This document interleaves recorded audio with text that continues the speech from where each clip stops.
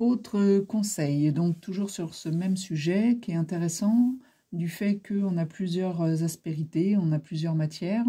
Donc pour cette base de clocher, en fait, qui reste du granit, mais on l'a vraiment en fond. C'est-à-dire qu'il va falloir amener quelque chose de beaucoup plus doux.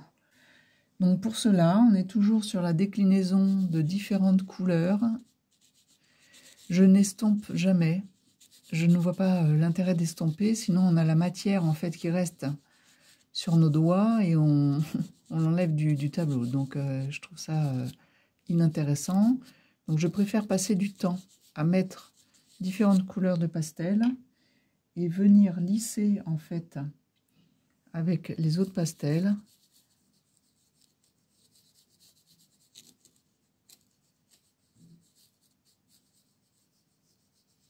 Voilà, je reste sur le papier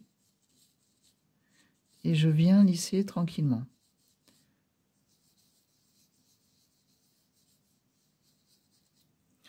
Toujours pareil, du plus foncé au plus clair.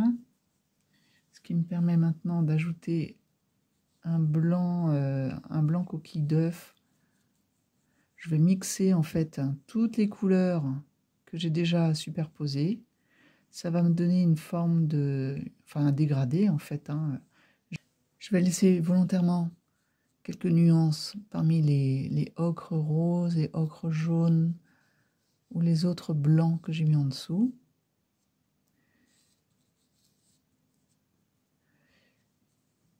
Et ensuite, quand j'ai des zones à délimiter au niveau donc des superpositions, là, ici, on a des retours.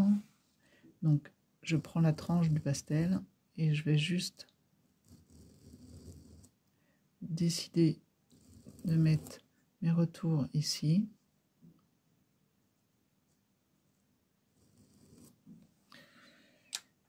Et je peux retravailler encore si j'ai des nuances un peu plus claires ici. Donc, je viens entre les deux traits que j'ai placés.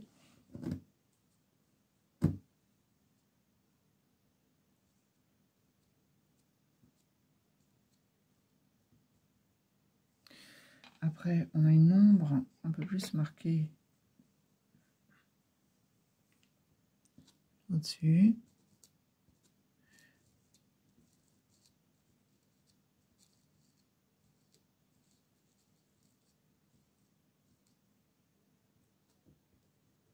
Elle est trop foncée, donc je vais l'éclaircir avec une couleur dans les mauves, mais tout en gardant le côté de ce pastel qui est un peu gris-vert, qui va me permettre encore une fois de donner la matière entre le lichen et tous les aspects de l'humidité qui marquent ces anciennes églises. Voilà, et ça, je vais pouvoir le décliner sur toute la surface.